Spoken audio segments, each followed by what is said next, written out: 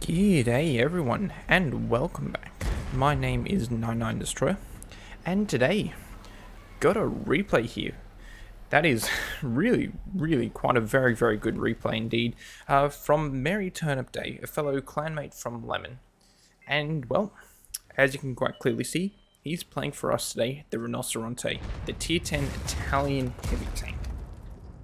That, obviously, as we can see here, sporting the Italian auto reloader. Now, what's so special about the Italian auto reloader compared to, say, an AMX-50B, T-57 Heavy, or hell, even the other auto reloaders, such as on the Progetto 65 or the Pro 46, etc.?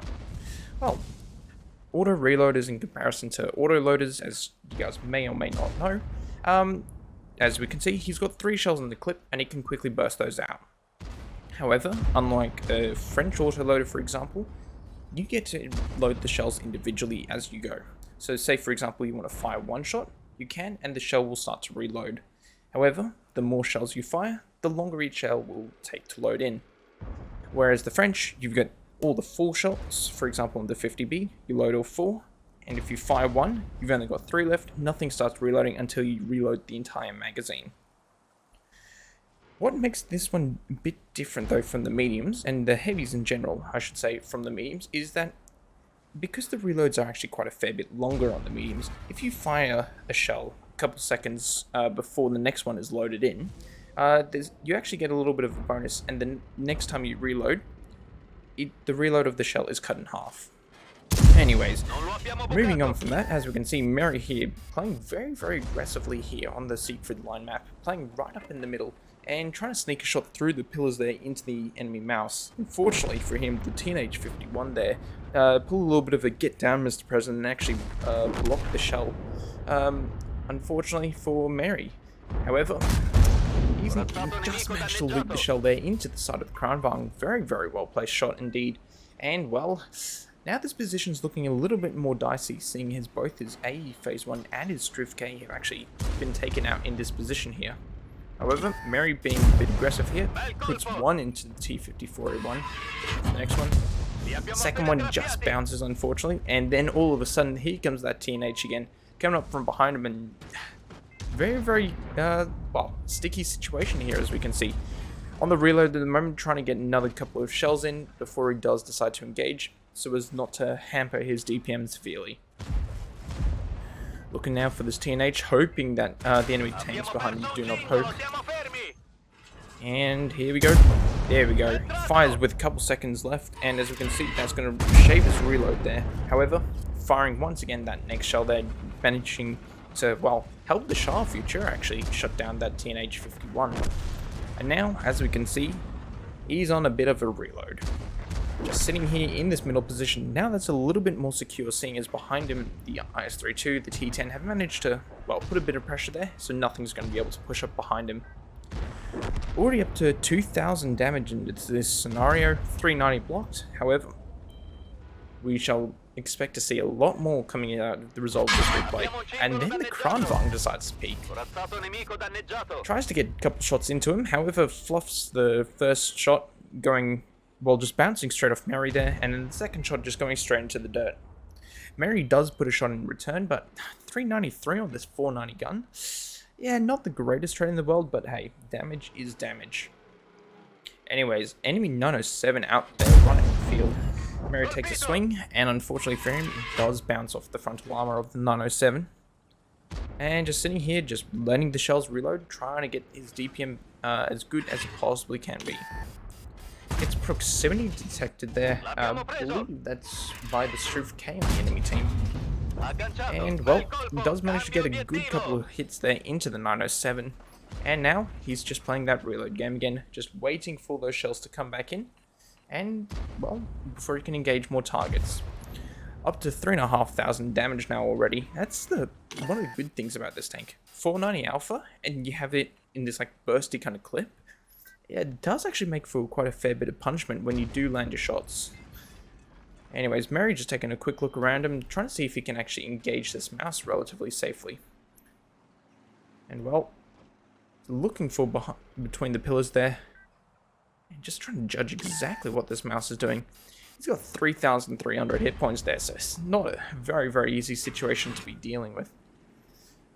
However, looking once again for the 907, that looks like he's actually taking shelter there behind one of the enemy mediums. They've died out on the flank there. E50M on his team deciding to go hyper aggressive there, trying to take the fight to the cranny. Does manage to pick him up, however, trades with by getting taken out by the T10 instead. Mary is just going to hold this angle here and asking the Kunze Panzer on his team if he can possibly spot him so we can try and shut him down. As we can see as well though, whoop, never mind for that, here we go, Mary's actually decided to take the fight straight away and go straight for this Struve K. The first Tier 9 premium that was in the game, and at the moment we're currently in the midst of the next Tier 9 premium mission marathon for the WZ-114. And well, if you guys were interested in wondering what WZ-114 is and whether it's worth it, I do have a video on the channel where you can just check out the link just above. Anyways, moving on from that, as we can see, 907's decided to play out.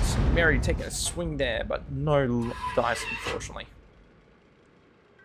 He's going to hide directly behind that Shah Future 4's wreck, so not going to be a very easy target to be dealing with. But what I was trying to say before is, Mary, as we can see, is sporting the unique 3D style for this vehicle. And this one, I believe, came with the 2022 Holiday Ops, and man, what a good looking style this is. Wargame continue to do an absolutely fantastic job with introducing more and more of these styles to the game, and, well, I can't complain whatsoever. Anyways, what a nice shot there, managing to loop it into the 907 there. And, well, 497 against the 90, it's always going to hurt him bad. As we saw before, though, he did manage to actually block a shell from the Waffenträger that's still at the back of the map. And wow, very good shooting there, managing to actually shut down the 90 that was in the middle of the map there. Now, looking at the scores, we can see it's actually 6-5 to Mary's team. However, in terms of HP, they're actually 3,500 hit points down, surprisingly. And, well, Mary's going to see if he can do something about that by trying to put any shots into this mouse here. Just trying to play the pillars on this part of Siegfried line, where you can actually sneak shots into the opponents. As we can see there. Oh, he's trying to go for it. Oh, very nice shot, and he gets a fire. Second shot, another critical hit. Nice, very, very good shots there. Aiming for where the fuel tanks are on the mouse, trying to get some burns going off. As we can see, he did get a little bit of a burn, but unfortunately wasn't able to set the next two shots on fire. However, they were some very nice rolls for this 490 gun.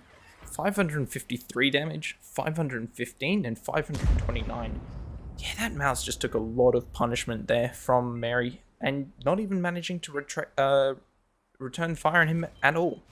Mary still, as we can see, 2,000 hit points, still on full HP, which is absolutely fantastic. And, well, that's just going to give him extra flexibility to play with the rest of this game, considering he's already up to 6,300 damage. So, once again, looking for this mouse, trying to just see where on earth he's gone. The rendering system is a little bit funky here because you can't actually see the visibility points on the mouse when you're looking through these archways, as we saw just before, until the mouse actually, well, moved forward a bit until you could. Because how the visibility system in this game works is there's a few different points on the vehicles, like end of the barrel breach, the front of the hull, top of the turret. There's these points where you actually need to make visible line of sight to, and that's how you get to see enemy tanks effectively.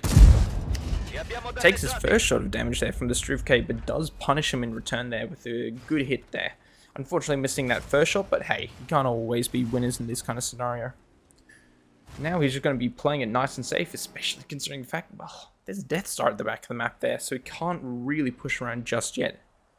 As we can see, he's actually fired up a lot of heat rounds so far this game, and to be fair, he may be trying to mark this vehicle, so that is a completely justifiable excuse, and I mean, hey, that's just the way the meta is going these days with penetration. So, reloading the APCR rounds now, 12 APCR, 1 heat shell and 1 HE shell left. Not a huge amount of ammunition, but still plenty of ammo to see how we can try and get through the rest of this game. Because this game is far from over. There's only 5 minutes left on the game, yes. However, his team's still down 2,500 hit points. So now Mary's looking for a shot there, trying to see if either that T10 or the Striv K might decide to, well, re-peek around that corner and just give him some more free damage. T10 does get spotted, and Mary's just going to be nice and patient here. See if either T10 gets shut down by, say, the Panzer 7 on his team, or, well, if he decides to move backwards at all. Just playing this waiting game here. And sometimes this is just what you got to do in World of Tanks. You just got to be patient and just outweight your enemy. Unfortunately for us down here on the Asia server, sometimes, well, everybody is more than willing to just sit and wait around for, well, the next 3 years before someone decides to make a move. So, what's Mary going to do in this situation now? Well, it looks like the enemy TVP on the enemy team's decided, yeah, I don't fancy like staying, and try to push up into the middle. And the mouse reappears. Actually decided to go down underneath, strangely enough. And, well, Mary does manage to punish him with another shot there into the side of his turret there. Now up to 7,261 damage. He's actually done a very, very good job so far this game. And, well, as we said before, there's still plenty of work left to do in this game. So let's see what Mary decides to do now. Looks like he's trying to come into the middle here and actually try and, well, finish off this mouse if he possibly can. Spots the TVP though, gets one good shot into him, and does trade one with the TVP. However, gonna always take a 490 Alpha versus 320 Alpha any kind of day. Then the Striv K comes around the corner there, manages to shut down this Shah future. However, does get a meaty shell into him there, 566, shuts him down, and well, here comes the T10, who's just realized how bad of a situation he's in, and Mary does pick up his second kill there of the game, after doing 8,387 hit points worth of damage. Fantastic stuff so far. And, well, as we can see looking at his ammunition count, he's only got 10 rounds left. Bloody hell, Mary. And, well, another shot into the mouse there. He's had some fantastic damage rolls against that mouse. But you look at that, 544 damage in that mouse. That's the kind of damage rolls you want to be seeing all the time. God damn. Now, looking for shots at all these enemy vehicles that are lit. Sees the 704, takes a swing, and, well, we don't know if that's a swing and a miss or a swing and a hit.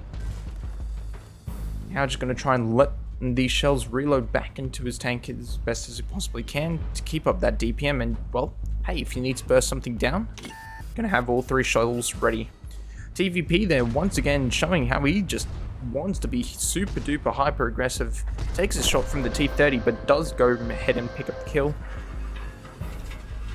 And Mary gets one into him, tracking him, and, well, he realizes how screwed he is. So Mary here decides, you know what, let's go for the TNH. And, well, surprisingly the Panzer 7 misses. However, that has actually put Mary over 10,000 damage so far in this game. To be precise, 10,419 hit points worth of damage in a Rinoceronte of all vehicles. Fantastic stuff. This would be an absolutely incredible replay as it is. However, there's only a minute and 20 seconds left on the game.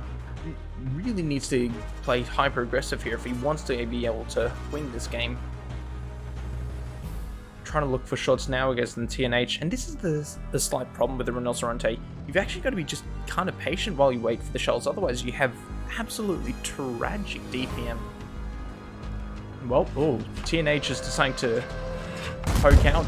Mary gets one into him, looking now for the second one to try and pick up the kill. There is less than 1 minute remaining. How much more can Mary do to try and win this game?